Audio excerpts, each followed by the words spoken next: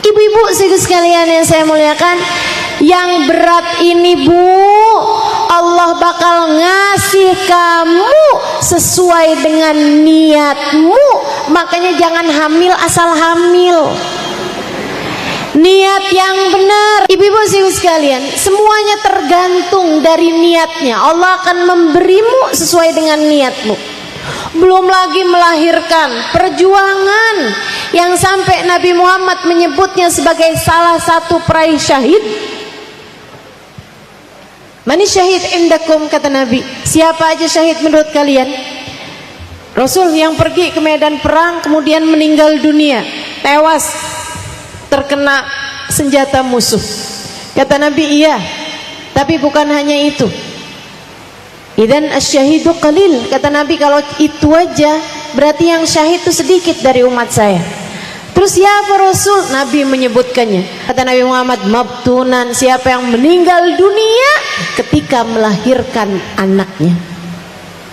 Perempuan yang meninggal dunia saat dia melahirkan anaknya dianggap syahid di mata Allah, karena Allah tahu itu perjuangan yang bukan mudah, setengah nyawa.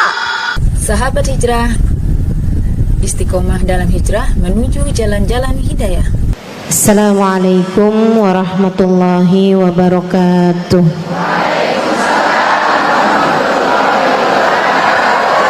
Alhamdulillah, wassalatu wassalamu ala Rasulillah Muhammad ibn Abdillah wa ala alihi wa sahbihi wa man wala.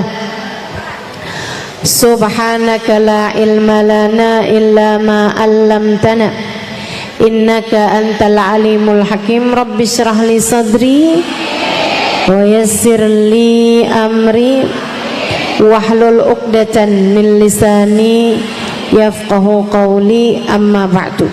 Baik, sebelum kita mulai, kita akan baca niat belajar bersama-sama. Mudah-mudahan ilmunya nanti sekali lagi jadi ilmu yang manfaat buat kita sekalian. Bismillahirrahmanirrahim. Nawaitu ta'allum wa ta'lim wan naf'a wal intifa' wal mudzakarah wat tadhkir wal ifadah wal istifadah wal hidza 'ala tamassuk bi kitabillah wa sunnati rasulillah sallallahu alaihi wa alihi wasallam wa du'a ilal huda wa dilalata alal khair ibtigha'a mardatih wa qurbih wa thawabih wa husnil khatimah ma'al lutfi wal afiyah wa salahil aqibah birahmatika ya arhamar rahimin. La hadratin Nabi Muhammad sallallahu alaihi wasallam wa alihi washabihi azwaji wa dzurriyyati wa ahli baiti wasallim wa jamil anbiya wal mursalin wal kulli ajma'in. Anallahu yaghfiruhum wa yarhamuhum wa ya'li darajatihim fil jannah wa yanfa'una barakatihim wa asrarihim wa anwarihim wa ulumihim wa nafaatihim fid din wa dunya wal akhirah. Al-Fatihah, baca bersama-sama. A'udzu billahi minasy syaithanir rajim. Bismillahirrahmanirrahim. Alhamdulillahi rabbil alamin. Ar-Rahmanir Rahim. Maliki yaumiddin. Iyyaka na'budu wa iyyaka nasta'in. Ihdinas siratal mustaqim. Siratal ladzina an'amta 'alaihim ghairil maghdubi 'alaihim waladdallin. Amin. Taqabbalallahu minna wa minkum, taqabbal ya karim. Seperti apa sih jadi ibu yang Allah mau? Yuk kita pelajari ini berdasarkan dari ayat-ayat Al-Quran dan firman-firman Allah serta hadisnya Nabi besar Muhammad sallallahu alaihi wasallam, serta berdasarkan pelajaran-pelajaran yang diberikan oleh para ulama-ulama kita, saya akan sampaikan kepadamu beberapa hal yang harus kamu lakukan, harus kamu miliki, harus kamu upayakan dalam rangka menjadi ibu yang Allah mau. Yang pertama, anakmu niatkanlah untuk Allah Subhanahu wa ta'ala. Sebab innamal a'malu binniyat wa innama likulli imri'in ma nawa. Segala sesuatu tergantung dari niatnya, dan setiap orang hanya akan diberi sesuai dengan niatnya. Bu, jangankan urusan punya anak, mendidik anak, membesarkan anak, bahkan urusan kamu duduk di majelis ini aja, nilai kamu nggak sama. Bukan tergantung dari posisi duduknya, melainkan salah satunya tergantung dari niatmu hadir di majelis ini untuk apa. Kalau niatnya hadir sekedar pengen lihat mukanya Ustazah Halimah,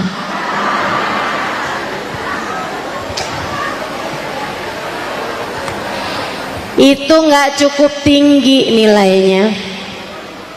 Ya 6,5 lah gitu.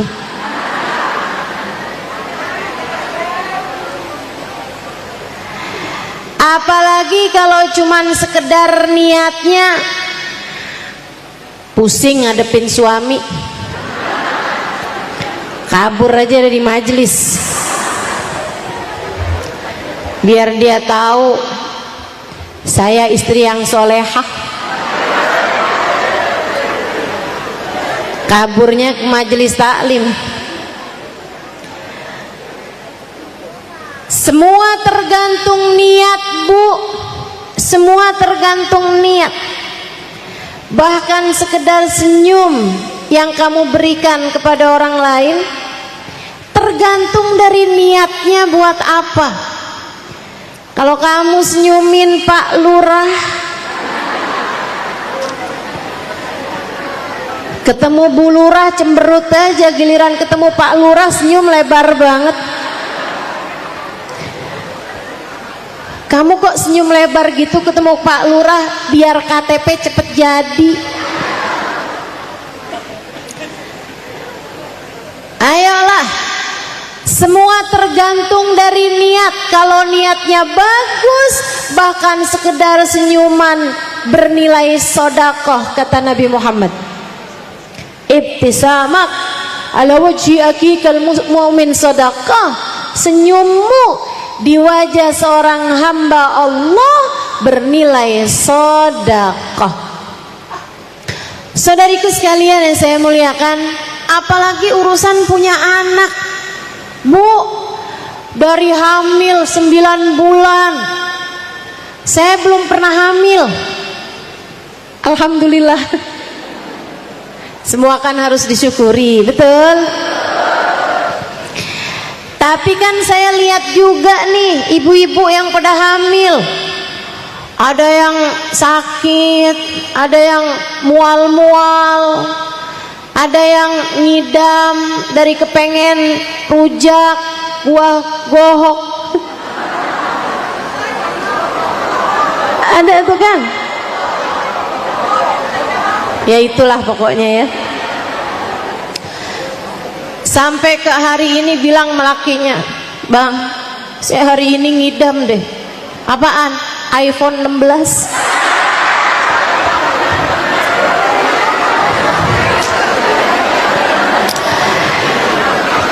Teman-teman saudaraku sekalian, orang kalau lagi hamil bukan ringan, terutama di masa-masa semester bukan.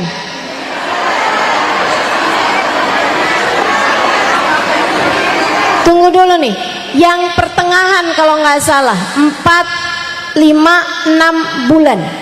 Itu ibu-ibu saudara sekalian pembentukan tulang dalam diri bayi. Kalau saya nggak salah ingat ya, ada salah satu dari tiga bulan tersebut kan dibagi 3 tuh, 3 bulan pertama, 3 bulan tengah, 3 bulan terakhir. Kalau nggak salah 3 bulan yang tengah itu ibu-ibu sekalian pembentukan tulang. Itu Bu, biasanya ibu-ibu tuh tulang-tulangnya pada sakit-sakit karena sedang kalsiumnya itu sedang disedot untuk pembentukan tulang anakmu. Lihat perjuanganmu yang luar biasa. Belum lagi nih ya, kalau udah 3 bulan terakhir kan serba salah, mau tidur miring terus pegel, telentang, apalagi kalau tengkurep.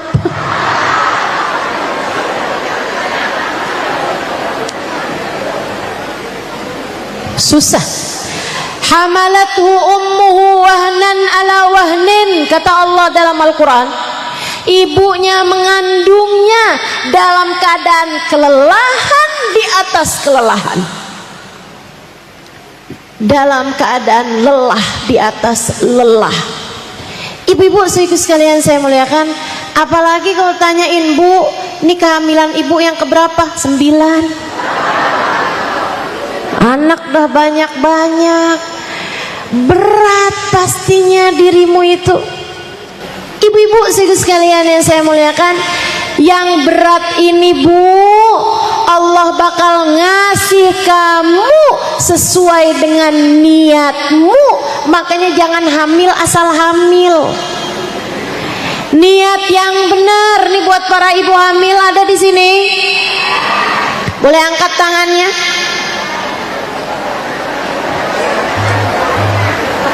Alhamdulillah. Saya doakan melahirkan dengan selamat, lancar, sehat ibunya, sehat anaknya insya Allah. Ibu-ibu sekalian, semuanya tergantung dari niatnya. Allah akan memberimu sesuai dengan niatmu. Belum lagi melahirkan, perjuangan yang sampai Nabi Muhammad menyebutnya sebagai salah satu peraih syahid.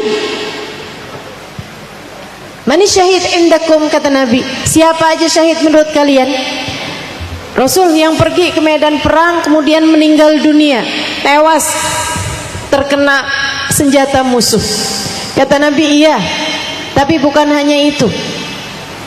Idan asyahidu qalil, kata Nabi, kalau itu aja berarti yang syahid itu sedikit dari umat saya. Terus siapa Rasul? Nabi menyebutkannya, man mata mahruqan, man mata maghruqan, siapa yang meninggal dunia tenggelam, siapa yang meninggal dunia kena kebakaran. Kata Nabi Muhammad, mabtunan, siapa yang meninggal dunia ketika melahirkan anaknya. Perempuan yang meninggal dunia saat dia melahirkan anaknya dianggap syahid di mata Allah, karena Allah tahu itu perjuangan yang bukan mudah, setengah nyawa. Ibu-ibu saudaraku sekalian yang saya muliakan, yang kayak beginian ini belum lagi ditambah sesudah melahirkan harus menyusui, waktu tidur berantakan, dan seterusnya, berbulan-bulan lamanya. Umur setahun malah tambah susah banget dijagainnya karena kemana-mana anaknya. Udah mulai bisa jalan, pintu harus terus-terusan terkunci.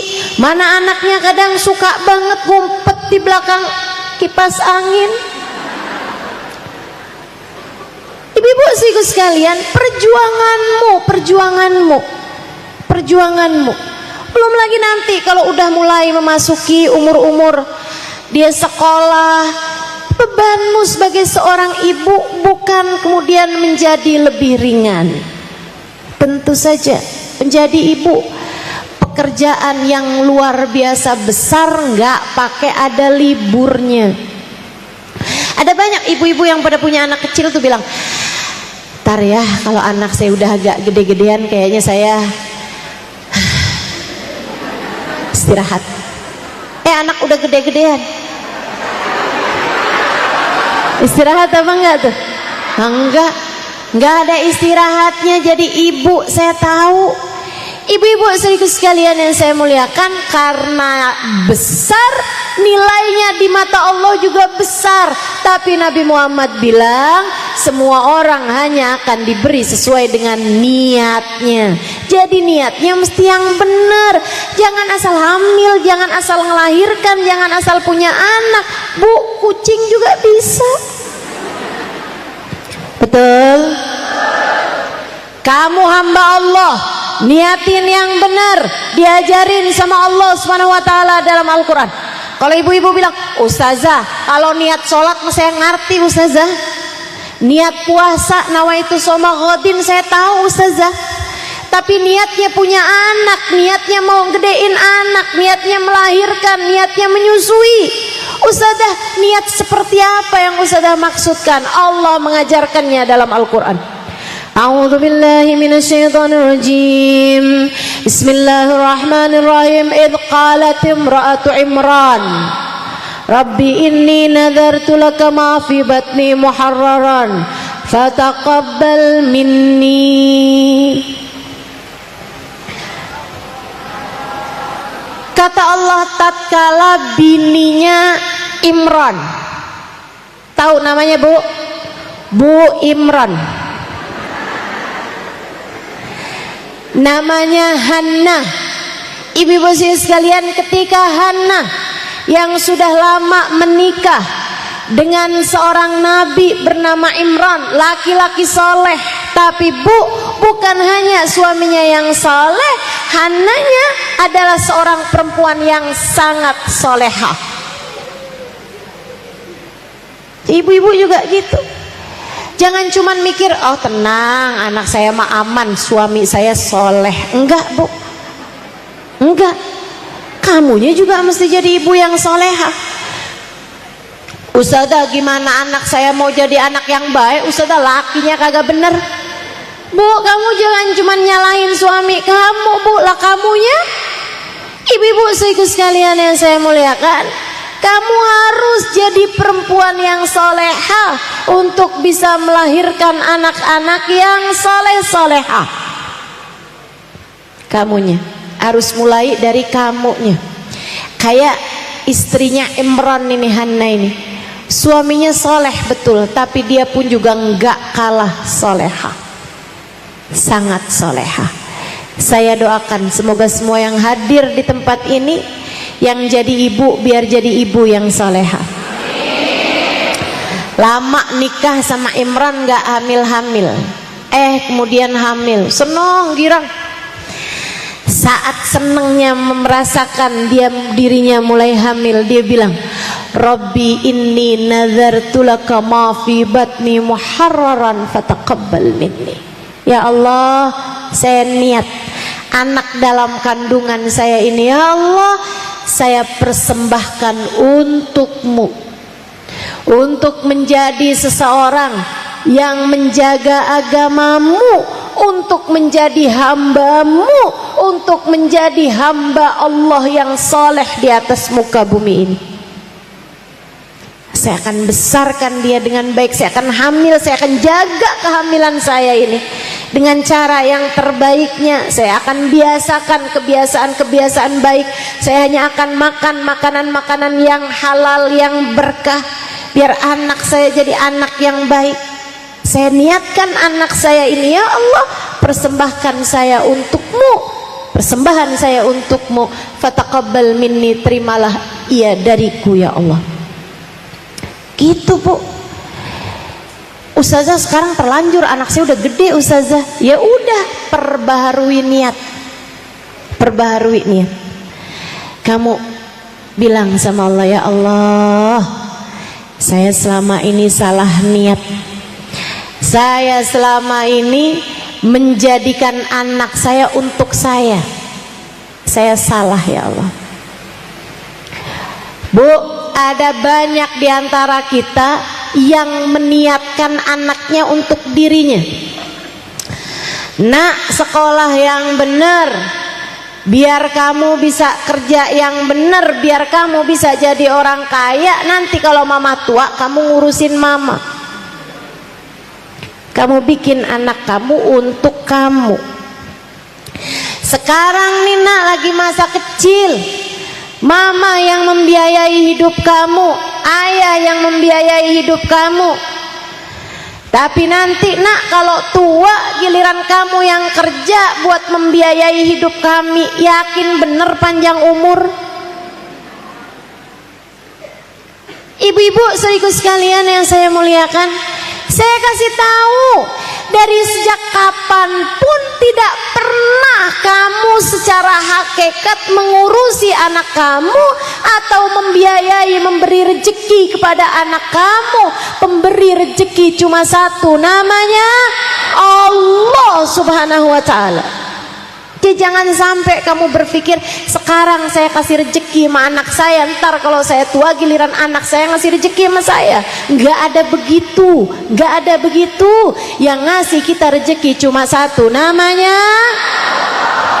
War-Razzaq Dzul Quwwatil Matin. Allah lah satu sang pemberi rezeki, dialah sang pemilik kekuatan sejati. Jadi jangan niatkan anak buat diri kamu. Saya, ibu tolong jangan difoto saya. Kalau udah yang terlanjur dihapus, nggak apa-apa. Udah yang terlanjur foto tolong dihapus saya, ya, nggak apa-apa. Ustazah akan saya moto ini ustazah buat jadi simpenan pribadi aja. Nanti kalau saya kangen-kangen mau ustazah saya liatin. Nggak usah, ya bu. Saya nggak suka ada di HP-mu, saya lebih suka ada di hatimu. Boleh begitu dihapus? Jangan ya, jangan difoto ya. Niatkan anak buat Allah. Nggak usah mikir kita ngasih anak rezeki, nanti anak ngasih kita rezeki. Rezeki itu semua dari Allah Subhanahu wa ta'ala. Semua dari Allah Subhanahu wa ta'ala. Jangan mau berpikir bahwa nanti di masa tua saya dikasih rezeki sama anak-anak saya. Nggak usah, nggak usah. Dari sejak awal-awal yang ngasih rezeki kita tuh Allah Subhanahu wa ta'ala. Nggak usah bergantung sama siapapun. Jangan kesianin dirimu, kesianin anak-anakmu. Bu, lagian anak kamu itu bukan punya kamu, bu. Kamu nggak ikut-ikutan bikin matanya, kamu nggak ikut-ikutan bikin hidungnya, kamu nggak nyumbang ketika Allah menciptakan hatinya.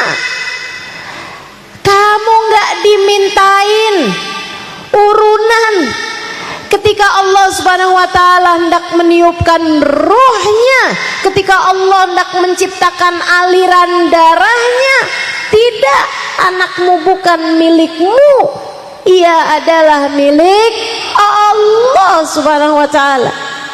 Dari sejak ia berada dalam kandunganmu, anakmu sudah dikasih rezeki sama Allah Subhanahu wa ta'ala. Kenapa orang di saat hamil ada banyak makanan-makanan yang semula dia nggak suka mendadak jadi suka? Kenapa ada orang ketika hamil makanan-makanan yang sangat dia suka mendadak jadi nggak suka? Saya ada kenal teman saya yang sering hamil. Maksudnya anaknya banyak kan, sering hamil. Dia itu ibu-ibu sekalian seneng banget minum kopi. Seneng banget, pagi sama sore pokoknya minuman wajibnya minum kopi. Terus dia kasih tahu saya ustazah kalau lagi hamil itu saya mendadak darah saya lebih tinggi gitu. Jadinya saya itu nggak boleh minum kopi. Saya bilang, waduh, tersiksa banget dong hidup kamu karena kamu nggak minum kopi gitu. Dia bilang, enggak ustazah, saya itu ustazah setiap kali hamil saya itu mendadak enggak suka kopi selama hamil. Begitu habis melahirkan langsung saya nyari kopi ustazah. Ibu-ibu, kenapa bisa begitu? Kenapa kamu mendadak berbeda kesukaanmu terhadap makanan atau ketidaksukaanmu terhadap makanan? Karena Allah tidak hanya sedang memberi rezeki padamu di masa kamu hamil, Allah lagi mau ngasih rezeki kepada anakmu. Itu sebabnya makanan-makanan yang kamu biasanya suka mendadak gak suka karena yang lagi dikasih rezeki bukan cuman kamu tapi anak kamu. Subhanallah, subhanallah. Ibu-ibu saudaraku sekalian yang saya muliakan, karena anakmu bukan milikmu, ia adalah milik Allah, maka persembahkan anakmu untuk Allah.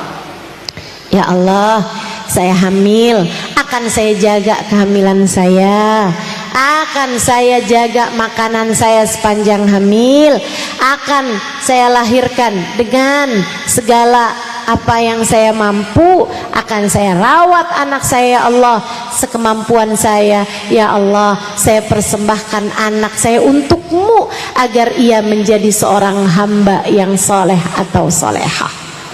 Gitu. Niatkan yang bagus. Termasuk anak-anak yang sekarang sudah ada, anakmu itu yang sekarang ada, niatkan mereka buat Allah Subhanahu wa taala. Ya Allah, dulu saya nggak cukup ngerti, sekarang saya baru ngerti. Ya Allah, saya persembahkan anak-anak saya untukmu ya Allah, biar dia bisa jadi hambamu yang soleh ya Allah, biar dia bisa jadi hambamu yang solehah ya Allah. Tolong jaga anak saya ya Allah seperti engkau telah menjaga hamba-hambamu yang soleh-solehah. Gitu, insya. Dan ini ngaruh banget ibu-ibu. Hana ketika meniatkan anaknya buat Allah Subhanahu wa taala, Allah Subhanahu wa taala ceritakan sesudah ayat dari yang tadi saya bacakan, falamma wada'atha qalat rabbi inni wada'tuha untha wallahu a'lamu bima wada'at wa laysa dzakaru kal untha wa inni samaituha maryam wa inni u'iduha bika wa dzurriyyataha minasyaitonir rajim fataqabbalaha rabbuha biqabulin hasan wa ambataha nabatan hasana wa kaffalaha Zakaria. Kata Allah, sesudah kemudian Hana meniatkan kandungannya untuk Allah Subhanahu wa taala, dia jaga kandungan tersebut sampai melahirkan. Dia terkejut ketika melahirkan seorang anak perempuan. Dia kira anak dipersembahkan buat Allah, Allah akan hadirkan dia sebagai anak laki-laki untuk bisa menjaga Masjidil Aqsa, karena mereka adalah keluarga penjaga-penjaga Masjidil Aqsa. Kita doakan semoga Allah Subhanahu wa taala mendamaikan negara-negara yang sedang berkonflik. Masjidil Aqsa semoga dikembalikan secara utuh kepada umat Islam. Mudah-mudahan Allah Subhanahu wa taala mengaruniakan kedamaian, perdamaian untuk semuanya yang sedang berkonflik insyaallah. Amin ya rabbal alamin. Saudaraku sekalian yang saya muliakan, ternyata kok lahirnya anak perempuan. Dari sini juga kita tahu, Bu, Allah Subhanahu wa taala tidak pernah membeda-bedakan kemuliaan. Orang mulia-mulia aja, mau laki-laki mau perempuan. Termasuk nih anaknya Sayyidah Hanna ini. Walaysa dzakaru kal untha, anak laki-laki nggak sama anak perempuan. Jadi ibu-ibu hati-hati. Ustazah, saya tuh kepengennya anak laki-laki, kok yang lahir perempuan nih Ustazah? Jangan. Ya udah aja deh, karena dia laki-laki padahal kita pengennya perempuan. Jadinya biarpun laki-laki kita kemudian jangan, hati-hati. Walaisa dzakaru kal untha. Anak laki-laki enggak sama anak perempuan. Ibu-ibu sekalian, tetap perlakukan sesuai dengan gendernya masing-masing. Ya, biar enggak terjadi zaman-zaman sekarang ini ada banyak banget nih. Katanya seorang laki-laki, saya ini sebenarnya adalah seorang perempuan yang terjebak dalam tubuh laki-laki. Lagi musim banget nih zaman-zaman sekarang ini. Jangan ikut yang demikian itu. Kamu perlakukan anakmu sesuai dengan gendernya. Inni u'idzuha bika wa dzurriyyataha minasyaitonir rajim. Habis kasih nama ini sama itu Maryam. Ya Allah, aku lindungkan anak ini ya Allah dari segala kejahatan setan yang terkutuk. Apa kata Allah? Sesudah niat dengan niatan yang bagus, fataqabbalaha rabbuha biqabulin hasan. Allah terima anakmu dengan sambutan yang baik. Ibu-ibu sekalian, alangkah bahagianya kamu kalau kamu punya anak diterima sama Allah, disambut sama Allah dengan sambutan yang indah. Itu udah setengah perjalanan anakmu indah tuh. Kalau udah Allah terima anak kita. Bu, ibu tahu penerimaan adalah hal tertinggi yang dibutuhkan manusia. Kamu harus dengar ini. Istri yang paling bahagia adalah istri yang diterima oleh suaminya, bukan dicintai. Dicinta tapi nggak diterima, Bu, masih pakai syarat. Tapi kalau diterima, kurang lebihnya semua diterima. Istri kalau dicinta nih Bu nih, kalau lagi cakep dicinta, bisa begitu. Kalau lagi nurut dicinta, kalau lagi habis masak dicinta. Tapi kalau lagi tidur disebelin malakinya banyak. Tapi kalau istri yang diterima sama suaminya, istrinya lagi gimana, suaminya ngeliat lucu aja. Biar lagi ngambek, suaminya lucu aja liatnya. Ibu-ibu sekalian saya muliakan, istrinya lagi sakit, tetap dia cinta, tetap dia terima. Segala kekurangan-kekurangan istrinya tetap diterima. Itu Bu, seindah-indah istri adalah istri yang diterima sama suaminya. Sama halnya seindah-indah suami adalah suami yang diterima sama istrinya. Biar kata gimana-gimana, biar malam-malam ngoroknya kenceng, istrinya emang terima, dia enak aja tuh, ya bukan? Ibu-ibu sekalian saya muliakan, anak juga begitu. Anak yang paling bahagia adalah anak yang diterima sama orang tuanya. Bu, seindah-indah kita jadi hamba adalah seorang hamba yang diterima sama Allah Tuhan kita. Karenanya, sebagai orang tua, yang harus kamu lakukan untuk menjadikan anakmu sebagai anak yang semoga diridhoi Allah, dan kamu jadi ibu yang Allah mau, yang nomor satu adalah niatkan anakmu untuk Allah, biar anakmu diterima sama Allah. Ustazah, ntar kalau dia kita persembahkan buat Allah, ntar dia nggak ngapa-ngapain kita. Oh, kamu salah, Bu.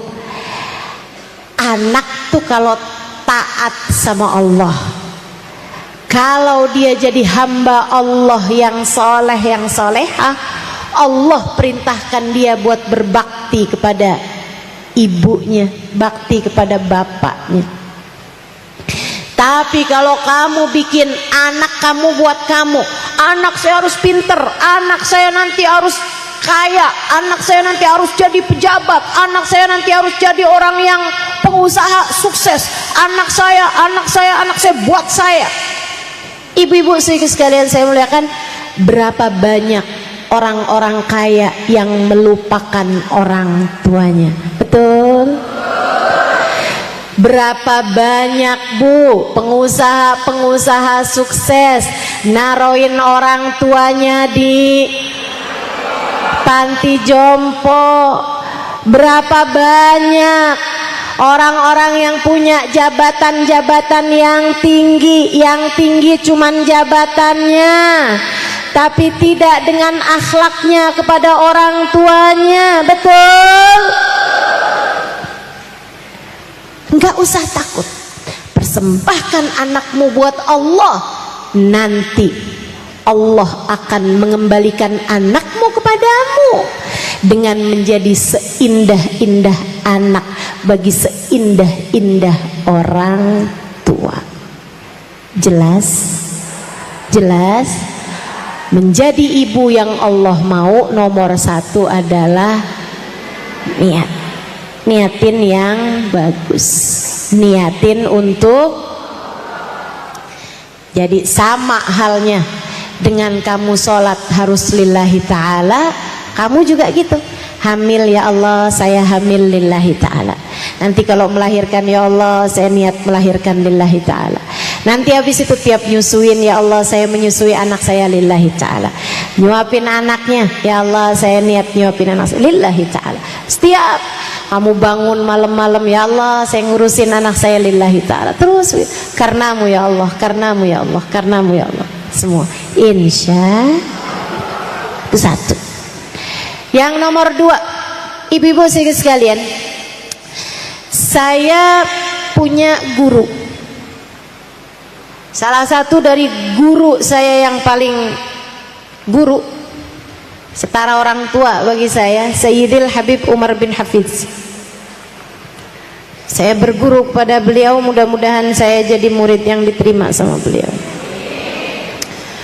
Ibu-ibu sekalian, beliau punya anak banyak. Ibu beliau, Baba Zahra, punya anak banyak. Salah satu anaknya adalah Habib Umar bin Hafid yang menjadi ulama dunia. Anaknya yang lain Habib Ali Masyhur. Ibu-ibu sekalian, jadi mufti Hadramaut pada zamannya selama lebih dari 30-an tahun. Ahli fikih, ulama terkemuka. Bu, beliau punya anak banyak nih Baba Zahra, anaknya semua soleh-soleha. Semua anaknya Masya Allah semua. Ada teman saya datang ke Baba Zahra, tanya, Baba ini kan anak banyak Masya Allah semua Baba, gimana caranya Baba biar punya anak soleh-soleha? Baba sambil senyum nanya, Ci lik aulad, kamu punya anak tahu Baba? Naam Baba. Iya Baba, saya punya sekian anak gitulah, sampaikan nama teman saya. Kamu pengen anak kamu soleh? Iya Baba. Kamu pengen anak kamu solehah? Jadi orang yang senang ibadah, yang jauhin dosa? Iya Baba. Pengen anak kamu jadi ahli Quran, sholatnya bagus? Iya Baba. Pengen anak kamu jadi anak yang hatinya baik, selalu berbuat baik sama orang lain? Betul Baba. Kamu pengen anak kamu bisa bermanfaat buat umat Islam? Iya Baba. Kamu nak harus solehah. Kamu sebagai ibunya harus seperti itu. Marhaban bil qaili adlan, marhaban bis salati ahlan, marhaban. Ini salat asar. Tadi udah pada salat zuhur semua kan? Marhaban bil qaili adlan, marhaban bis salati ahlan, marhaban. Allahu akbar, Allahu akbar.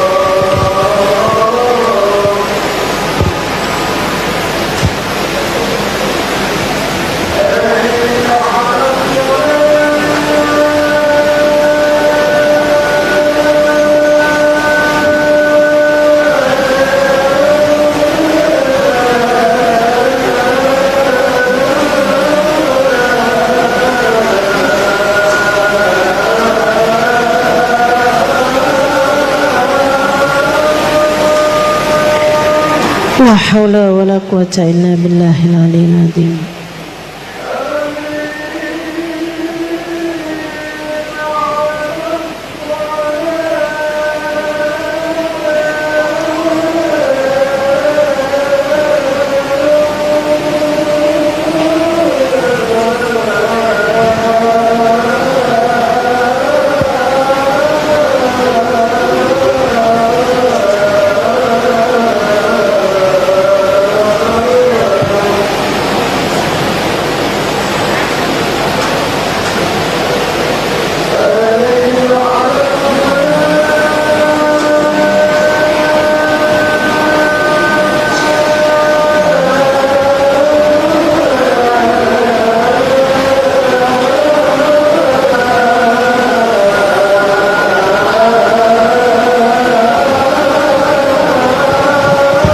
La haula wala quwwata illa billahil aliyyil azim.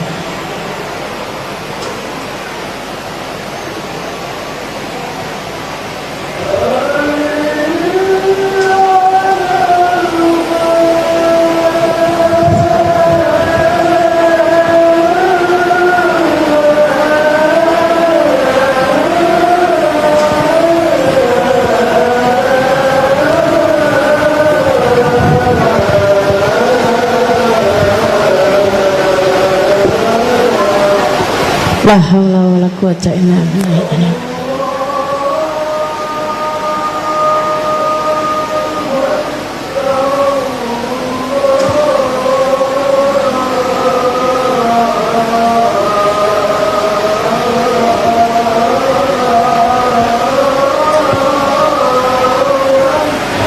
Allahu akbar, Allahu akbar.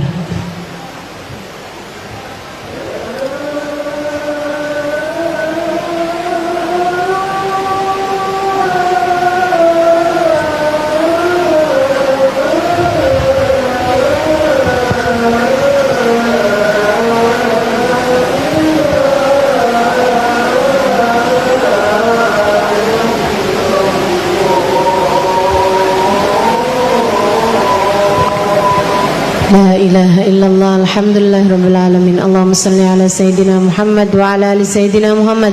Allahumma rabba hadhihi ad-da'wati at-tammah was-salatil qa'imah ati sayyidina Muhammadan al-wasilata wal fadilah wasyaraf wad darajatal 'aliyatar rafi'ah wab'adhul maqamal mahmud alladhi wa'adtah innaka la tukhliful mi'ad ya arhamar rahimin.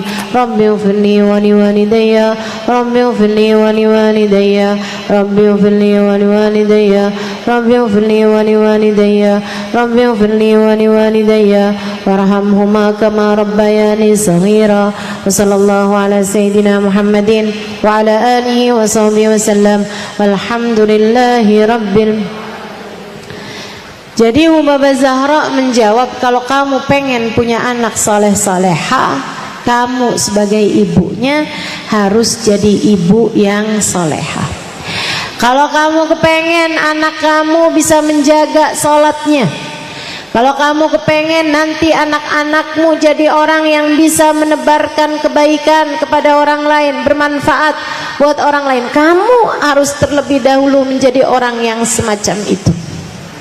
Kalau kamu kepengen anak-anakmu jadi ahli Quran, cinta sama Al-Quran, kamu sebagai ibunya mesti belajar buat cinta sama Al-Quran. Bu, agak repot nih Bu nih, kalau kamu konsentrasinya kepada urusan dunia, sementara kamu berharap biar anakmu menjadi orang yang konsentrasi sama urusan akhirat. Nggak bisa begitu. Nggak bisa begitu. Kenapa gitu? Sebab orang tua bagi anaknya itu kayak batang bagi bayangan. Batang pohon, ibu-ibu, anakmu adalah bayangannya. Mata yastaqimudzil wal audu a'waju. Kapan ada ceritanya bayangan pohon bisa lurus kalau pohonnya itu sendiri bengkok? Kalau kamu kepengen bayangan pohon tersebut lurus, maka luruskanlah pohonnya dengan sendirinya, nanti bayangannya bakalan ikut lurus.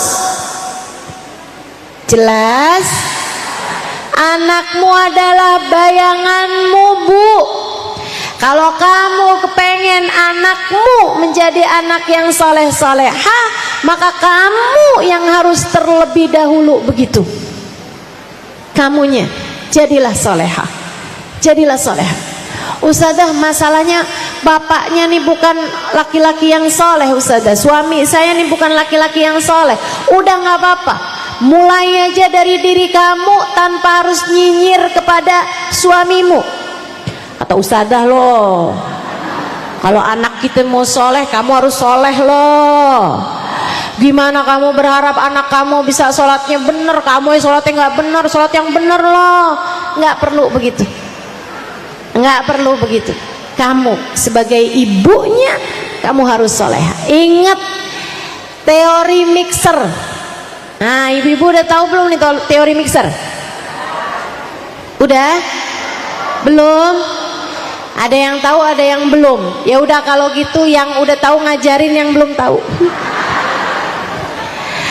Saya pernah lihat teman saya, Bu, lagi bikin kue.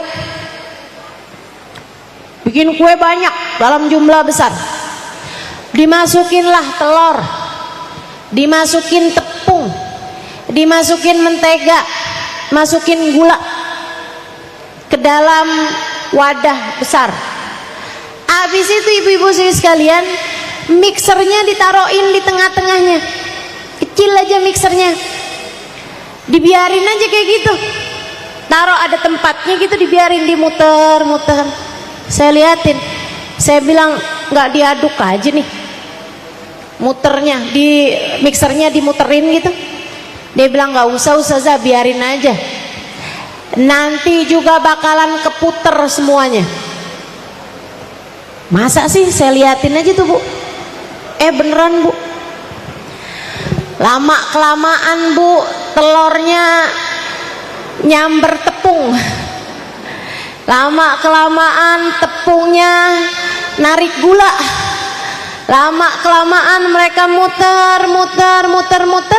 Akhirnya semua samping-sampingnya ikut muter.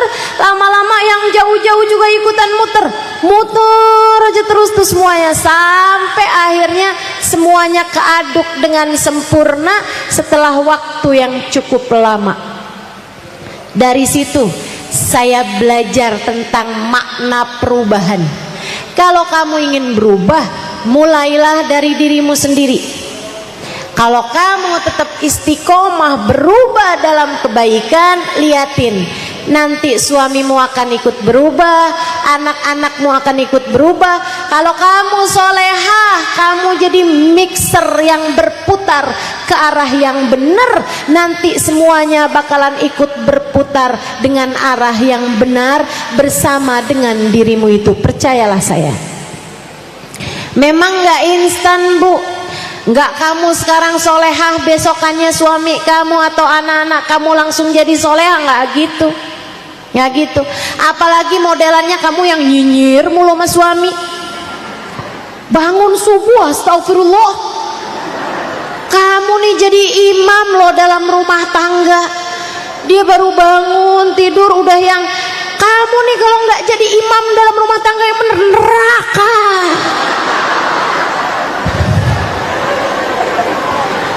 Kasihan yang jadi suaminya. Ya Allah, ya Allah. Yuk belajar buat bisa jadi mixer yang bagus, insya Allah. Berputar perlahan tapi pasti. Terus istiqomah di jalan Allah. Terus mendekat dan introspeksi diri, perbaiki diri. Nggak usah tanya, kok anak saya ngomongnya kasar ya. Akan tetapi kamu perbaiki diri dengan tidak pernah berbicara kasar kepada siapapun. Itu cara paling benar memperbaiki anak-anakmu. Kamu nggak suka apa? Ustazah, saya nggak suka nih sama anak saya nih, nggak dengerin saya. Saya balik tanya, kamu apakah selama ini sudah mendengarkan dengan baik? anakmu tersebut. Ustazah boro-boro dengerin, dia nggak pernah ngajak ngomong sama saya. Yaitu anakmu kenapa nggak seneng ngomong sama kamu? Karena kamu selama ini tidak cukup mendengarkan dia. Gimana dia mau ngomong, Bu? Dia baru mau ngomong cerita dikit aja kamu bilang iya mama udah tahu. Ya susah. Belajar buat jadi pendengar yang baik biar anak juga kayak begitu. Jadi ibu-ibu sekalian, tuh nomor 1 benerin niat. Kalau pengen jadi ibu yang Allah mau, yang kedua jadilah ibu yang takwa, jadilah ibu yang solehah, jadilah ibu yang menjalankan perintah Allah, menjauhi larangan Allah. Jelas? Yang ketiga, ibu-ibu sekalian, perlakukan anakmu dengan penuh kasih sayang. Penting. Ini penting, Bu. Penting. Perlakukan anakmu dengan penuh kasih sayang. Tahukah kamu, bahkan kepada binatang ternak atau tunggangan saja Nabi Muhammad tidak pernah memukul mereka. Sama kuda, Nabi nggak pernah mukul kudanya, Bu, biar jalannya cepet, nggak pernah. Nabi punya unta, seneng dah dari untanya Nabi. Kalau lagi mau ngebut, Nabi biarin. Kalau lagi mau santai, Nabi biarin. Ibu-ibu sekalian, jangankan sama anak, apalagi anak sendiri, sama kuda Nabi Muhammad nggak pernah mukul. Ama unta Nabi Muhammad nggak pernah mukul, ama keledai Nabi Muhammad nggak pernah mukul. Padahal ibu-ibu sekalian, keledai itu binatang yang suaranya paling nyebelin. Ibu pernah dengar suaranya keledai? Belum pernah? Dengerin dah, Bu, saya nggak bisa nyontoin.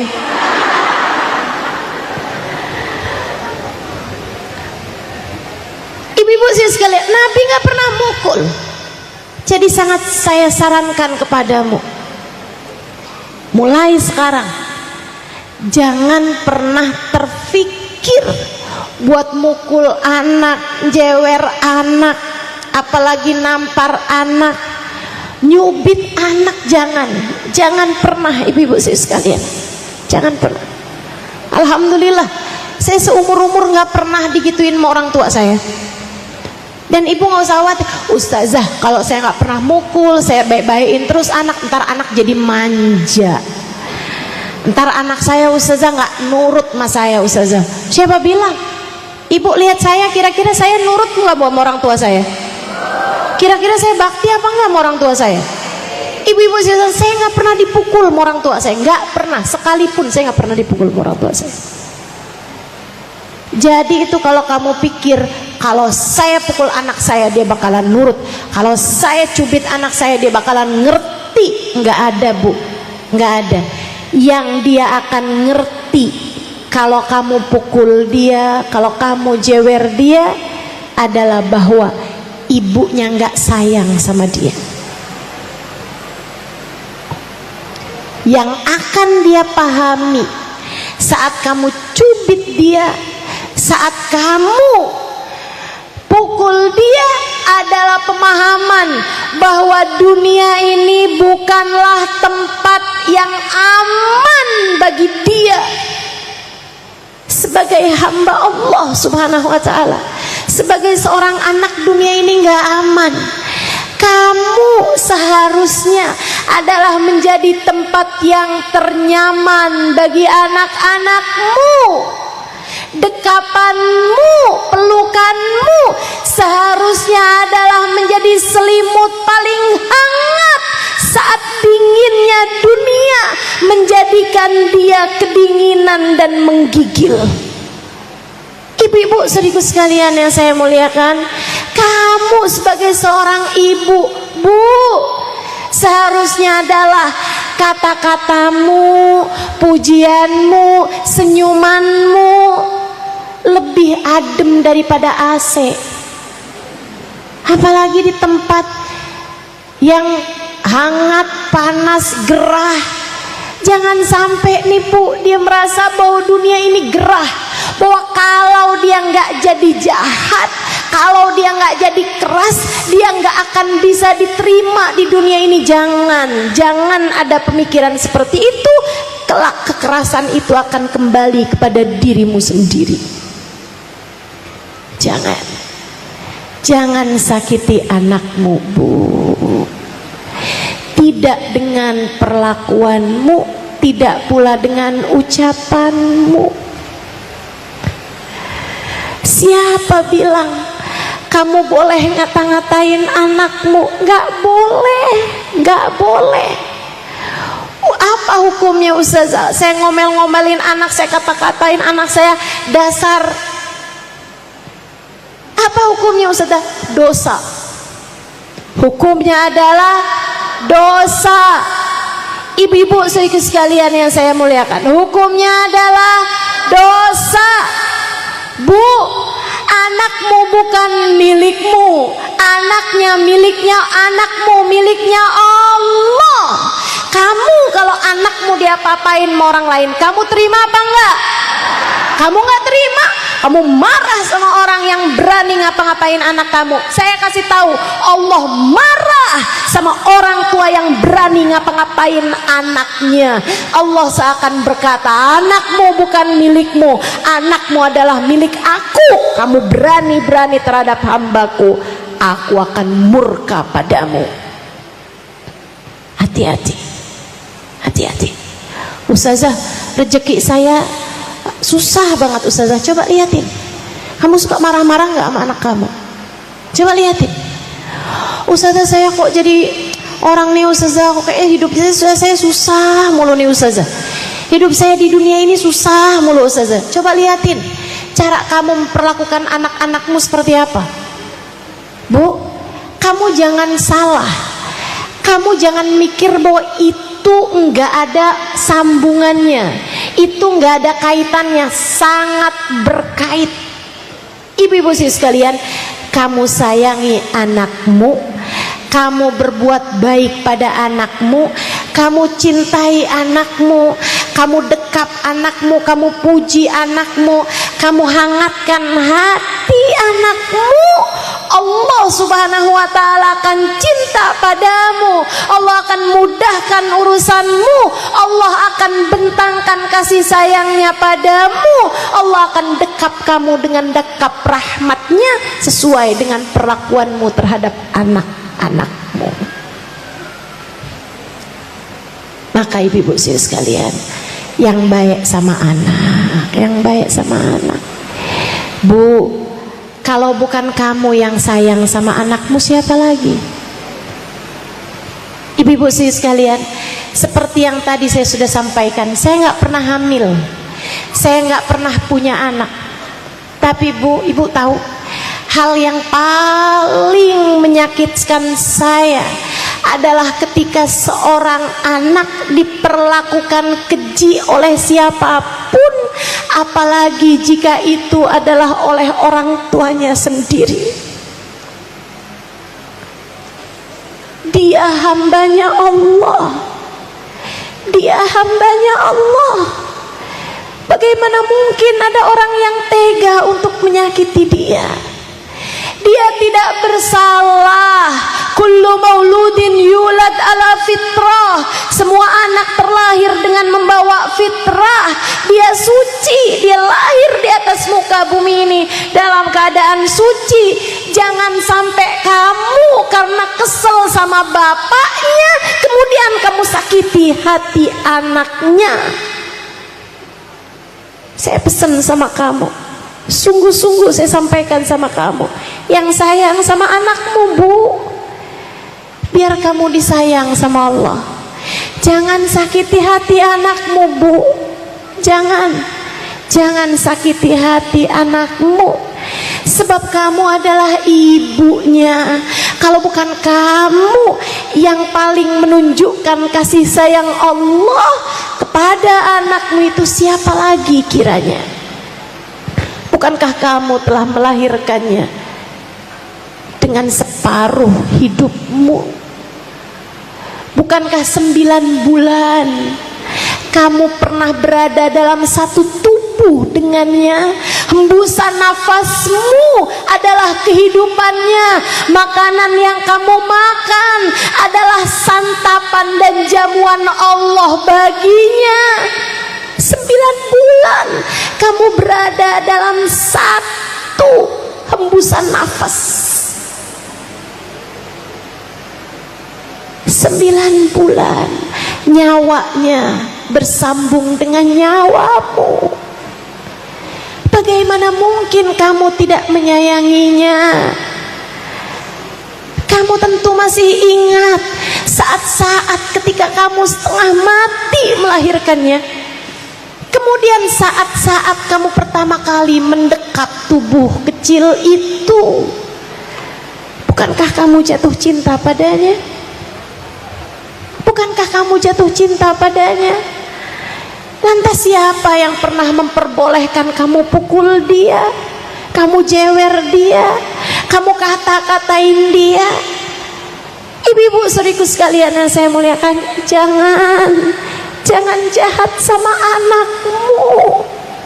Sayangi anakmu, Bu, sayangi anakmu, biar penciptanya menyayangimu.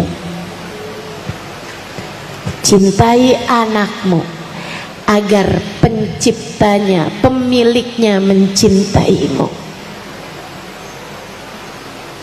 Pastikan anakmu berada dalam keadaan aman, nyaman, agar segala kenyamanan Allah berikan padamu. Insya jelas. Sebelum saya sampaikan masih ada 2 lagi poin. Saya ulangi lagi. Yang pertama tadi apa? Yang kedua apa? Takwa, jadilah ibu yang soleha. Yang ketiga apa tadi? Sayangi anak, perlakukan anak dengan penuh kasih. Yang keempat, pastikan nafkah yang kamu berikan dan atau suamimu berikan berasal dari nafkah yang halal. Penting. Jangan mau cari rejeki yang haram ataupun syubhat. Jangan mau nguasain harta warisan keluarga. Jangan mau kamu berbuat sesuatu yang diharamkan Allah untuk mendapatkan materi, kemudian materi tersebut kamu berikan untuk makan anak-anakmu, untuk pakaian anak-anakmu. Enggak, Bu, itu kayak api yang akan membakar mereka dunia sebelum kelak di akhirat nanti. Kata Nabi Muhammad sallallahu alaihi wasallam, man akalal haram kullu lahmin nabata min suhtin fannaru aula bih. Kata Nabi, semua darah daging yang terbentuk dari sesuatu yang haram, maka neraka adalah tempat kembali baginya. Jangan sampai anakmu jadi anak-anak ahli neraka hanya karena kamu memberikan padanya nafkah yang tidak halal. Sampaikan kepada suamimu, Bang, nggak apa-apa kok, dikit yang penting halal, nggak apa-apa. Jangan sampai ada di antara kita yang bilang, pokoknya sekian pengeluaran, gua nggak mau tahu lo dapatnya dari mana, biar keteng rampok juga terserah. Jangan.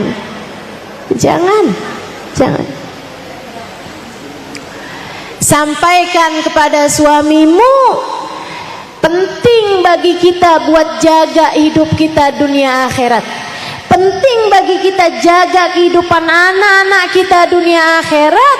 Pastikan bahwa yang masuk ke dalam diri kita adalah yang halal, dari nafkah yang halal, dari kerja yang halal, dari uang yang halal.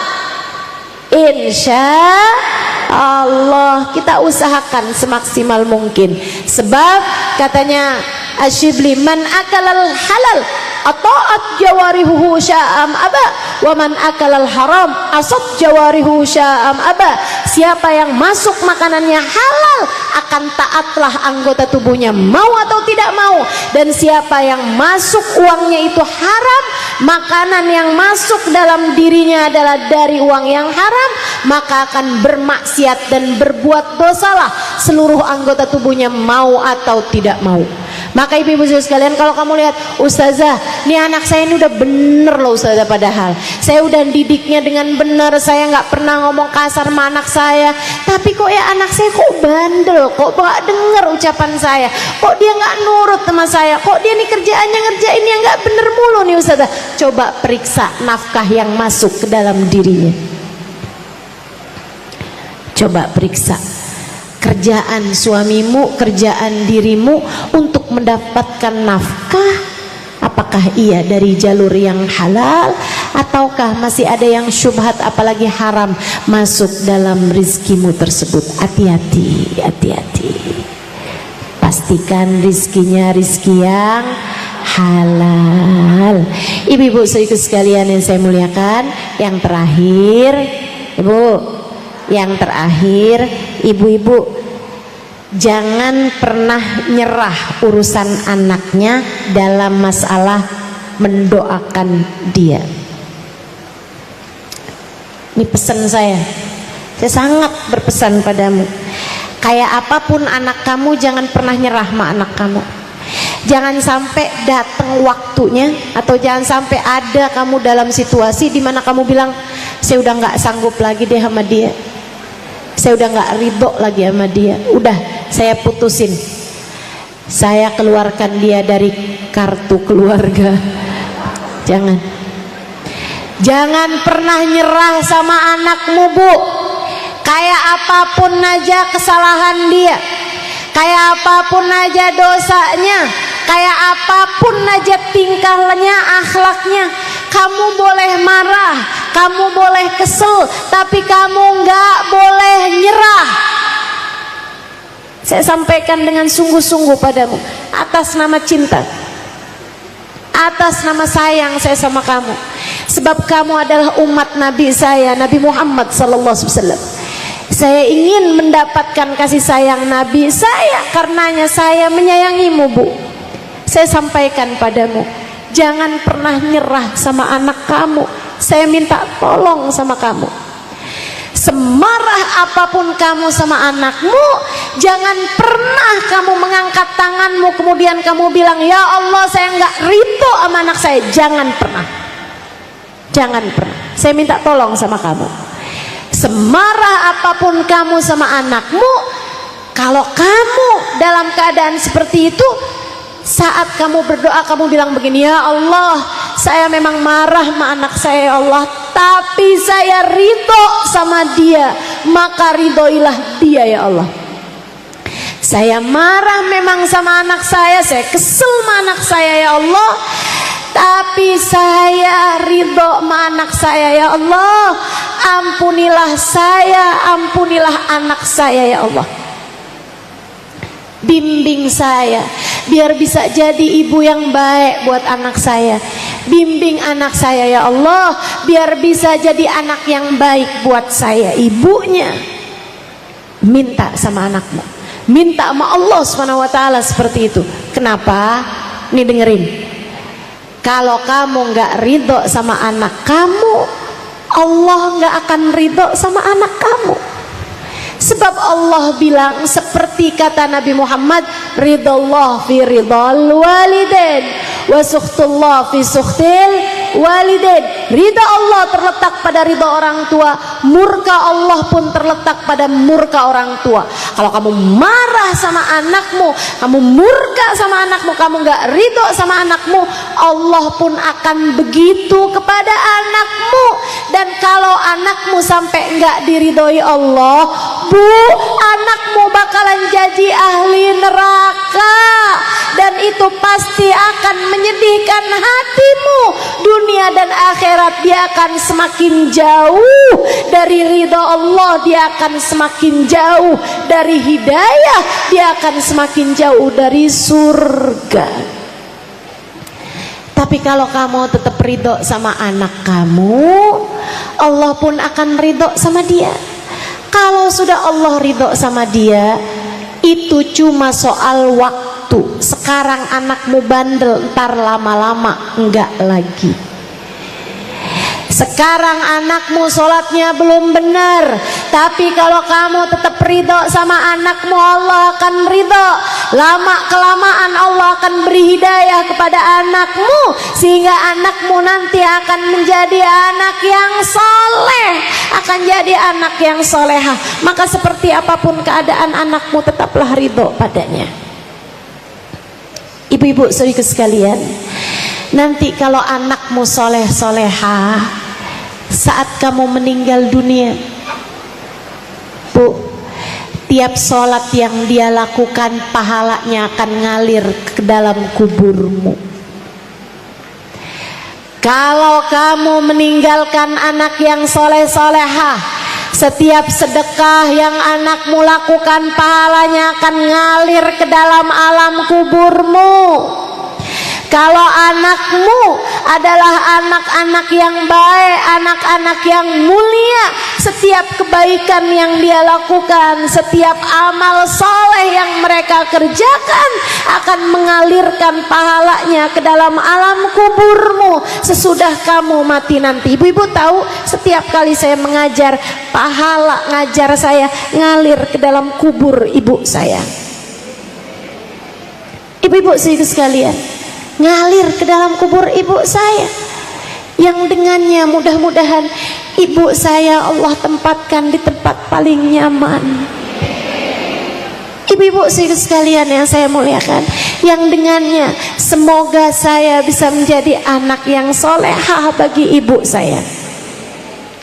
Ibu-ibu sekalian, bukankah enak kalau kayak begitu? Karenanya Bu, jangan pernah nyerah sama anakmu. Doakan anak dengan doa-doa yang baik. Doakan terus aja, doakan.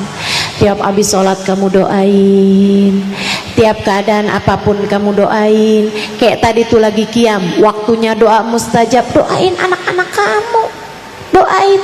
Ibu-ibu saya sekalian, saya pernah ketemu perempuan sangat solehah, usianya sekarang udah lebih dari 100 tahun. Ibu-ibu saya sekalian, itu Bu nggak pikun, masih ingat sama semua orang, ngomongnya masih bener, di atas 100 tahun umurnya. Bu, anak-anaknya jadi orang yang Masya Allah, dia udah punya anak, punya cucu, punya cicit, nggak tahu tuh punya anaknya cicit apa enggak tuh. Pokoknya sampai banyak banget gitu keturunannya, karena usianya emang udah sangat tua. Saya tanya sama beliau, pesennya kok bisa anak-anaknya Masya Allah gitu kan. Dia bilang, saya tiap malam nih Ustazah, saya nggak bisa tidur. Orang tuh kalau udah semakin tua Ustazah, tidurnya jadi semakin dikit, katanya dia nih, kata beliau. Terus beliau bilang, jadinya saya baca Quran aja Ustazah, baca Quran banyak-banyak, abis itu saya sholat witir. Dia bilang, anak saya nih, kalau nggak saya salah ingat ya, anak saya ada 6 Ustazah. Habis setiap kali sholat witir tuh 2 rakaat, saya doain anak saya yang nomor 1. Saya bilang, ya Allah, sayangin dia, sayangin istrinya, sayangin anak-anaknya, saya sebutin nama-namanya. Sayangin ya Allah mantu-mantunya dia, saya sebutin nama-namanya. Sayangin ya Allah cucu-cucunya dia, saya sebutin namanya cucu-cucunya. Anak-anaknya dia maksudnya, saya sebutin semuanya Ustazah, sampai ke cucu-cucunya, sampai semuanya Ustazah, saya sebutin nama-namanya semuanya Ustazah. Dia bilang, nanti saya sholat lagi 2 rakaat, saya bilang, ya Allah, sayangi anak saya yang nomor 2 Ustazah, ya Allah, saya sebutin nama-namanya semua, nama anaknya, mantunya, sama cucunya, semuanya tuh Ustazah, bawa-bawanya. Dia bilang, saya doain, habis itu sholat lagi 2 rakaat, saya doain, saya sebutin semua nama anak saya yang nomor 3. Begitu Ustazah saya tiap malam. Ya nggak salah Bu, anaknya semuanya jadi anak yang berkah, jadi anak yang soleha. Ibu-ibu saudariku sekalian saya muliakan, kamu juga gitu. Kalau kamu kepengen anak-anak kamu soleh-soleha, kamu menjadi ibu yang Allah mau, walam akun bidu'ai rabbi syaqiyya. Katanya Nabi Allah Ayyub alaihissalam, ya Allah, aku gak akan nyerah terhadap berdoa kepadamu ya Allah. Jangan pernah nyerah dalam mendoakan anak-anakmu. Doa terus, doain terus. Sekarang belum soleh, sekarang belum soleha, doa terus, nanti kamu akan lihat anak-anakmu soleh-soleha. Jangan pernah nyerah sama anak. Jelas? Insya Allah. Nah detil, udah itu tuh. Saya udah ngomong lama, suara saya udah mau habis. Ya Bu ya, diinget-ingetin pesan saya. 1 apa tadi? 2 apa tadi? Takwa. 3 apa tadi? Sayangi anak. Yang keempat apa tadi? Rezeki yang, nah kemudian yang terakhir apa tadi? Doa. Ya, doa terus, doa terus. Jangan pernah nyerah dalam mendoakan anak-anakmu. Tetaplah mencintai mereka dalam doa. Mau anaknya deket, mau anaknya jauh, mau anaknya taat, mau anaknya nggak taat, mau anaknya bener atau lagi nggak bener sekalipun, tetap didoain, tetap terus didoain, terus didoain. Insya Allah. Yang juga ayahanda guru saya Hubaba Nur, mertua dari Habib Bana Umar bin Hafid yang tadi menulis kitab Maulid Ad-Diyaul Lami', serta juga mertua dari Habib Bana Zain bin Ibrahim bin Smith, seorang ulama terkemuka di kota Madinah sana itu. Mudah-mudahan kita tidak terhalang dari keberkahan para ulama-ulama kita. Dia bilang seorang perempuan datang kepada ayahanda saya, Habib Muhammad bin Abdul Al-Haddar. Dia nangis-nangis dengan linangan air mata. Dia meminta kepada ayahanda Hubabah Syarifah, kepada Habib Muhammad bin Abdul Al-Haddar, Habib tolong saya, Habib doakan anak saya. Anak saya ini bandel sekali Habib. Sedih hati saya melihat keadaannya. Saya minta tolong sama Habib, tolong doakan anak saya. Anak ibu usia berapa? Kurang lebih ya 12 tahun. Baik. Kemarin Habib begini begitu segala macam diceritakan sama perempuan tersebut dengan linangan air mata. Dia menangis, banjir air matanya. Susah saya bilangin Habib, nggak pernah mau dengerin ucapan saya, terus mengadu. Sampai habis selesai, Habib Muhammad bin Abdul Al-Haddar mengatakan begini, Bu, saya akan bantu ibu doakan anak ibu, tapi sebenarnya doa ibu untuk anak ibu jauh lebih mustajab pada doa saya untuk anak ibu. Karena doaul walidah liwaladiha kadu'ain nabi li ummati. Doa ibu untuk anaknya setara doa nabi untuk umatnya. Baik buruknya, doa baik akan jadi bawa kebaikan, doa buruk akan mudah sekali juga diijabah untuk anak tersebut. Jadi ibu, saya akan bantu ibu buat doa, tapi saya minta ibu untuk melakukan hal yang sama. Ibu bangun di waktu malam yang serius berdoa buat anak ibu. Kayak ibu hari ini nangis di depan saya, nangislah malam nanti kepada Allah. Sehari, 2 hari, 3 hari istiqomahlah Bu. Nangis sama Allah. Minta. Ya Allah tolong jaga anak saya ya Allah. Kesian anak saya ya Allah. Terus begitu. Seperti ibu menangis di hadapan saya, menangislah di hadapan Allah untuk anakmu. Allah tak akan pernah menyia-nyiakan dia. Dia bilang lebih Habib. Dia pun melaksanakan. Hubabah Syarifah bercerita, waktu berlalu 10 tahun kemudian, sekampung kami nih tak ada anak lebih soleh daripada anak dia. Hafal Al-Quran di usia masih muda. Dia bilang tiap malam si anak tahajud dengan membaca 10 juz Al-Quran. Tiap malamnya. Semua ibu-ibu di kampung kami yang pada punya anak perempuan kepengen besanan sama ibu tersebut itu. Yang dulu menangisi kenakalan anaknya, kini berbangga dengan kebaikan dan kesolehan anaknya. Hasil dari doa seorang ibu. Saya tahu dari mukamu ini, betapa sering kamu kayak kebingungan, ya Allah, nih anak mesti diapain. Apalagi deket-deket liburan begini nih. Mukanya kayak gak enak banget, Bu. Anak-anak saya mau pada liburan, Ustazah. Terus, kalau anak liburan artinya ibu bekerja keras. Masya Allah. Begitu rasanya. Ibu-ibu seiku sekalian, di balik anak yang hebat selalu ada doa ibu yang luar biasa. Kekuatan doamu jangan pernah kamu sia-siakan. Baik doa baik ataupun doa buruk. Bu, saya pernah juga, ini sekedar pengalaman, berbagi pengalaman. Ada saya jumpa seseorang yang dia punya anak, empatnya gak ada yang benar. Empatnya gak ada yang benar. Saya minta sama Allah dikasih ilmunya, dikasih pelajarannya. Saya bilang, ya Allah kenapa begitu dia, ya Allah kesian benar, kesian. Ada yang satu keluar masuk penjara, ada yang satunya kena narkoba, ada yang satunya kabur sama suami orang. 4 anaknya gak ada yang beres.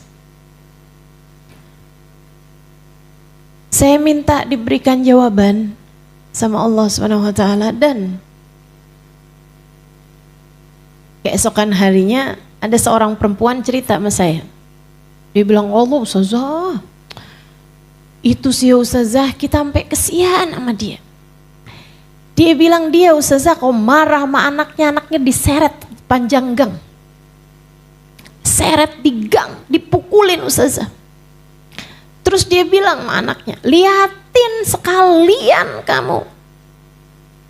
Mama gak ridho sama kamu, nanti biarin kamu begini, biarin kamu begitu. Doa-doa buruk buat anaknya, disumpahin anaknya. Disumpahin anaknya. Semoga Allah beri petunjuk pada kita sekalian insyaallah. Jangan pernah berdoa buruk buat anak. Jangan, Bu. Jangan. Yuk bismillah. Belajar buat selalu berdoa hal-hal baik buat anak-anak kita. Karena ucapan ibu, ucapan orang tua itu bertuah di hadapan anak-anaknya. Keramat, punya nilai, sakti buat anak-anaknya. Ibu-ibu sekalian, namun sebelum kita bahas mengenai doa ini, saya ingin sampaikan beberapa hal, poin-poinnya nih. Saya mau sampaikan dalam pembahasan ini beberapa poin yang ibu mesti ingat. 1, doa dari ibu memang mustajab, tapi Bu, ibu yang mana? Kalau dia sholatnya berantakan, ibadahnya berantakan, apalagi berani-berani kepada harta yang haram, apalagi kemudian nuntut kepada suaminya untuk harta, sampai suaminya berani-berani untuk melakukan hal-hal yang diharamkan Allah SWT. Gue gak mau tahu ya, pokoknya pengeluaran bulan ini sekian. Kalau kamu gak dapet juga duitnya, pokoknya jangan pulang ke rumah sekalian. Suami kemudian terpikir untuk melakukan hal-hal yang diharamkan. Banyak yang begitu. Apalagi kalau modelan ibunya ini lemah lembut gitu. Ngebujukin suaminya, nggak apa-apa kali Pak, suap-suap dikit Pak. Nggak apa-apa kali Mas, kayaknya semua orang juga ngerjain kayak begitu.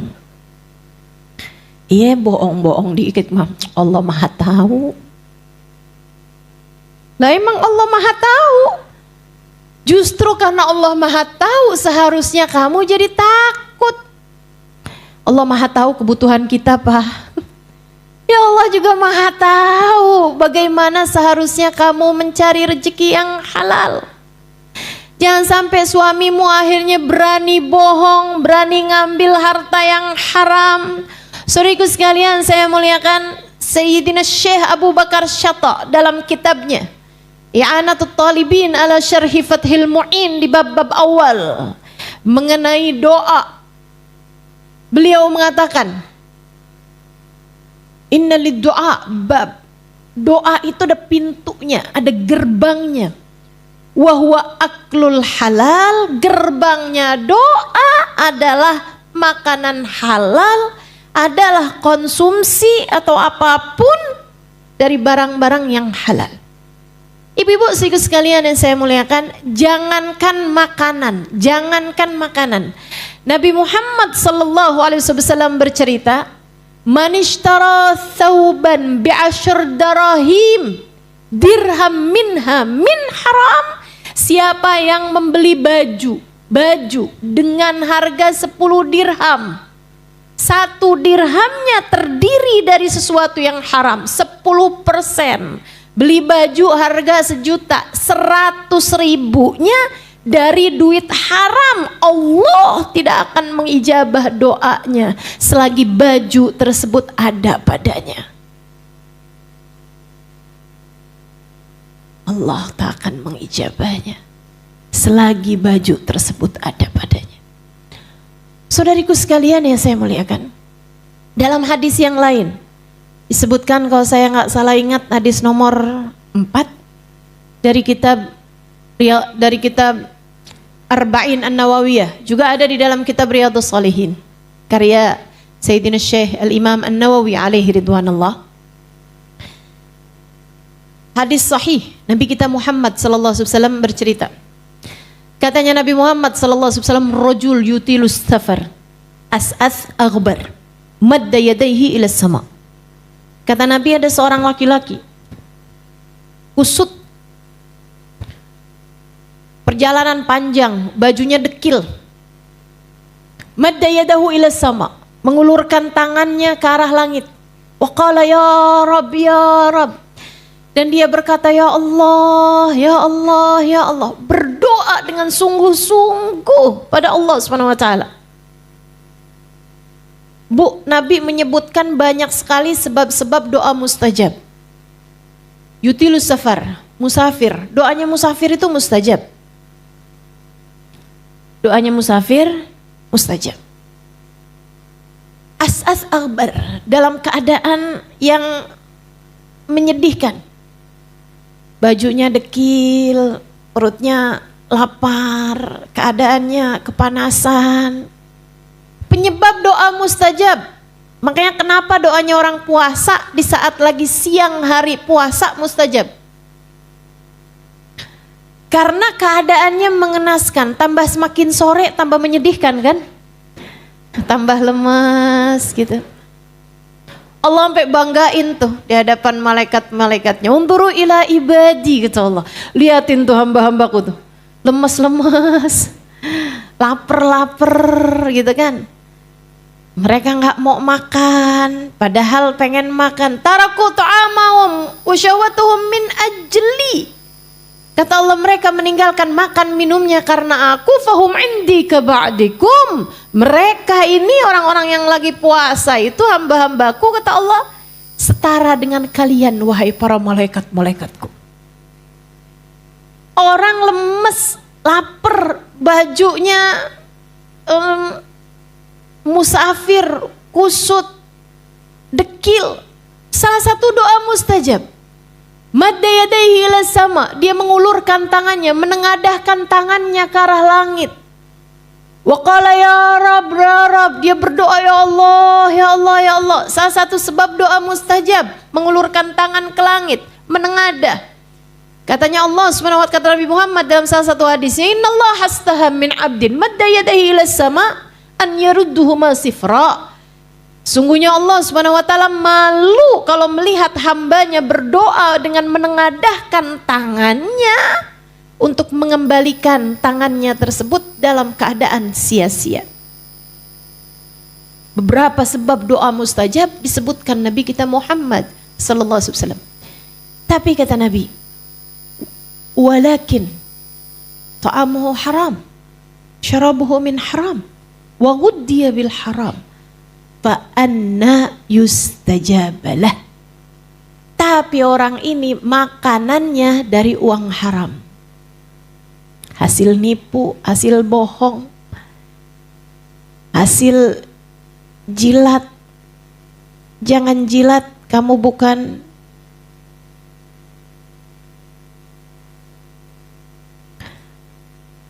hasil korupsi, hasil innalillahi wa inna ilaihi rajiun, atau hasil dari transferan suami orang.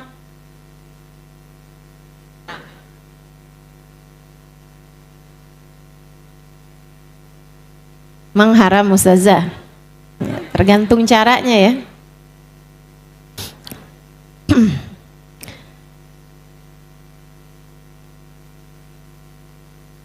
Kalau ada memang urusan ini kan lain lagi tuh. Saudaraku sekalian yang saya muliakan, cara-cara yang haram mendatangkan uang, kemudian kata Nabi Muhammad, makanannya dia haram, minuman yang dia minum haram, pakaian wa malbasuhu min haram, pakaiannya juga dia beli dari sesuatu yang haram, wa ghuddiya bil haram, konsumsinya apapun yang ada di sekelilingnya terdiri dari sesuatu yang haram. Nabi Muhammad menjawab, fa anna yustajabalah, bagaimana mungkin doanya akan didengar Allah? Doanya nggak akan didengar sama Allah Subhanahu wa ta'ala. Itu poin, Bu, hati-hati. Kamu tentu berharap bisa mendoakan anak-anakmu sehingga itu jadi hal terindah yang bisa kamu hadiahkan buat anak-anakmu. Doa. Dapatilah dari ibumu doa, dapatilah dari ayahmu nasihat. Dengan keduanya,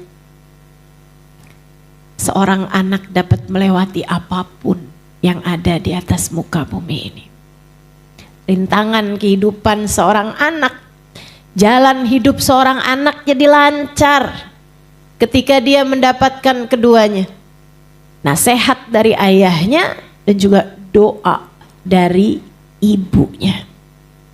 Tapi sekali lagi, syarat nomor 1, biar doa untuk anakmu diijabah Allah, pastikan jangan ada harta haram dalam rumah tanggamu.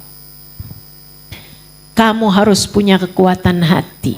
Wahai muslimah, wahai mukminah, simak baik-baik ucapan saya. Nek, Ustazah ngomongnya udah telat, sekarang saya punyanya cucu Ustazah. Cucu aja udah gede-gede. Simak dengan baik nih ucapan saya. Selagi ada harta haram di dalam rumah tanggamu, seperti apapun kamu berdoa akan sulit diijabah Allah Subhanahu wa ta'ala. Katanya Nabi kita Muhammad sallallahu alaihi wasallam, man lam yubali min ayyi babin dakhala alaihi rizq, lam yubalillah min ayyi wadin min audiyati jahannama ahlakah. Siapa yang tidak peduli uang masuknya dari jalan yang mana, siapa yang gak peduli dapat duitnya dari halal haram, maka Allah tidak peduli di lembah neraka jahanam yang mana Allah akan hancurkan dia. Allah tidak peduli di lembah neraka jahanam yang mana Allah akan hancurkan dia. Maka Bu, Kak, Dek, para ibu, para istri, kamu harus punya kekuatan hati buat berkata kepada suamimu, Mas, Pak, Yang, Beb, Pak, apapun aja panggilanmu kepada suamimu, kamu sampaikan kepadanya, saya tahan, saya nggak apa-apa. Kalau kamu punya gaji, punya uang bayaran, punya pendapatan yang tidak seperti tetangga-tetangga kita atau tidak seperti saudara-saudara kamu, saya nggak apa-apa, saya tahan. Kalau kita saldo di rekening kita nggak kayak orang-orang yang lain, nggak apa-apa saya. Saya kalau nggak punya baju seperti yang dimiliki oleh saudara-saudara saya nggak apa-apa. Saya nggak punya iPhone 17 kayak yang dipunyain sama teman-teman saya. Saya nggak apa-apa. Saya nggak punya trust branded yang kayak dipunyain sama saudara-saudara saya, sama teman-teman saya. Saya nggak apa-apa. Saya tahan, saya kuat. Yang saya nggak kuat adalah kalau kita sekeluarga mesti terjerumus neraka jahanam. Saya kuat, Pak. Kamu harus berani berbicara semacam itu pada suamimu. Kenapa begitu? Karena ini adalah faktanya. Gak apa-apa kok kita. Kalau nggak punya apa yang dipunyain teman kita, tetangga kita, nggak akan kenapa-napa juga. Kamu hanya perlu untuk nggak buka sosmed. Lagi pula ya teman-teman saya sekalian, saudara tetangga-tetangga saya tuh pada jalan-jalan mulu. Teman-teman saya tuh saudara keluar negeri bolak-balik, paspornya banyak banget, capnya, stempelnya. Saya boro-boro ustazah luar negeri. Mau ke mall aja nabungnya berapa hari, berapa bulan. Saudariku sekalian yang saya muliakan,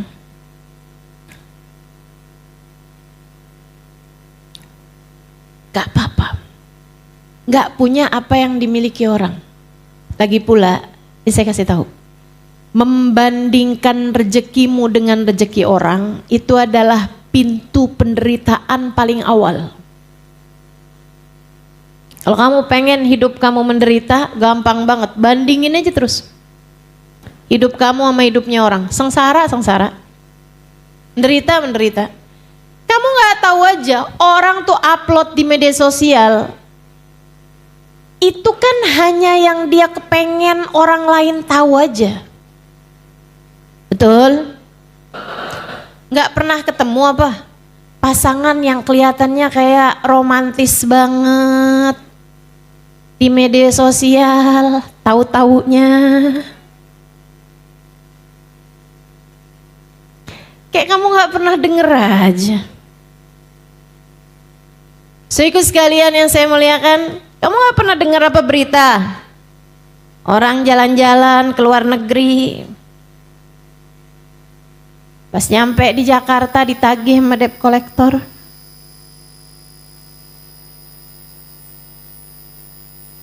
Lagi pula kadang-kadang nih ya, jalan-jalan ke luar negerinya sekali, tapi bawa bajunya berapa koper.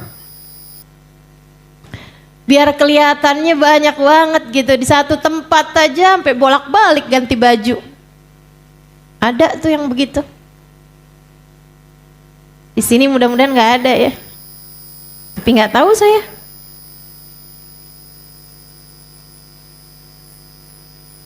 Innalillahi wa inna ilaihi.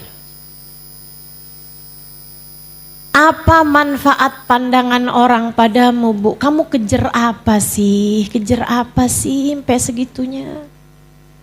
Saya kasih tahu. Kamu kejar apa? Sampai segitunya. Kamu gak mikir apa esok akan lusa atau lusa keadaan akan bisa menjadi sangat berubah. Kamu gak mikir apa? Bahwa besok atau lusa bisa jadi ajal datang menjemputmu atau menjemput suamimu. Dan lihat bagaimana percakapan al-akhilla kata Allah di akhirat nanti. Al-akhilla yauma idzin ba'duhum li ba'din adu illal muttaqin. Orang yang saling sayang menyayangi di dunianya, suami, istri, anak-anak saling sayang di dunianya sampai mau melakukan apapun demi untuk menaikkan istilah mereka harkat martabat keluarga, sampai berani-beraninya terhadap yang haram. Allah bercerita hari itu di akhirat mereka saling salah menyalahkan satu sama lain. Istrinya bilang sama lakinya, saya udah sayang sama kamu waktu di dunia. Sekarang gara-gara kamu nih kita semuanya akhirnya keseret dalam neraka. Suaminya bilang, bukannya kebalik, gara-gara kamu saya sampai menghalalkan segala macam cara buat dapetin uang karena tuntutan-tuntutan kamu itu. Karena kamu pengen punya ini, pengen punya itu, gak mau terima sama ibu ini, sama ibu itu. Persaingan kamu gak ada puas-puasnya sama saya waktu di dunia. Nih saya kayak gini mesti harus masuk ke dalam neraka gara-gara kamu tahu.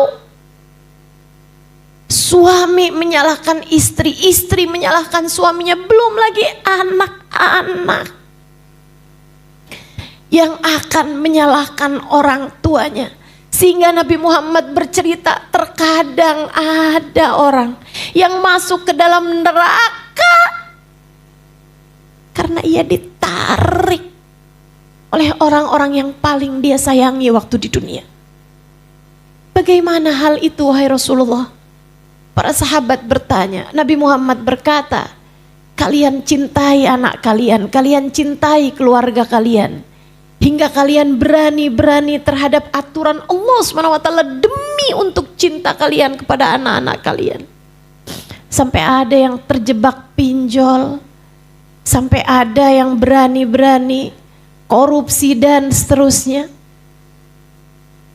Kata Nabi Muhammad, tar di akhirat, terkadang kamunya zikir benar, suamimu juga sedekah iya, sholat iya, ibadah iya, pergi umroh bolak-balik, pergi haji pernah.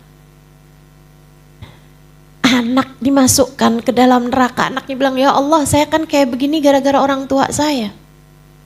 Ya Allah kalau kami harus masuk neraka juga, masukkan orang tua kami ya Allah bersama dengan kami ke dalam neraka.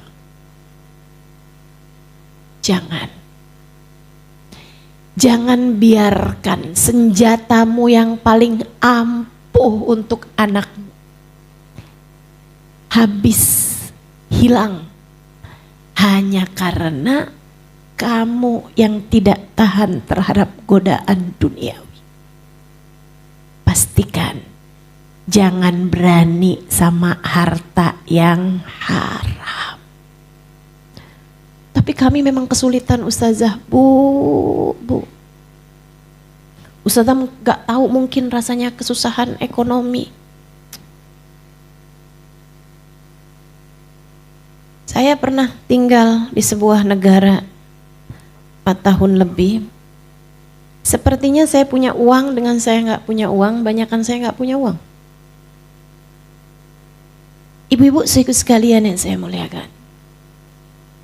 Tapi Bu, punya uang atau gak punya uang, yang jalanin hidup itu bukan uang. Yang jalanin hidup adalah hati kita. Karenanya sering saya sampaikan kepadamu, sesedikit apapun uangmu cukup untuk membiayai hidupmu. Tapi sebanyak apapun uangmu gak akan pernah cukup untuk membiayai gaya hidupmu. Maka Bu, Kak, Dek, kalau pengen hidupmu tenang jangan banyak gaya. Serius saya sampaikan padamu. Serius saya sampaikan padamu. Jangan banyak gaya. Sesuaikan aja, sesuaikan aja. Tenang, nilai kamu tuh nggak ada pada gayamu kok, enggak. Enggak. Bu, enggak. Nilai dirimu itu ada pada bagaimana Allah memandangmu. Ada pada cinta, hormat, kasih sayang dari orang-orang yang ada di sekelilingmu. Mohon maaf, semiskin apapun kalian. Nih, para istri dengerin saya. Sesusah apapun hidupmu, kalau suamimu sayang padamu, anak-anakmu sayang padamu, enggak terlalu jadi masalah keadaan ekonomimu, betul? Tapi secantik apapun kamu, semancung apapun hidungmu, semahal apapun perawatan wajahmu, sebagus apapun pakaianmu, sebanyak apapun stempel di paspormu,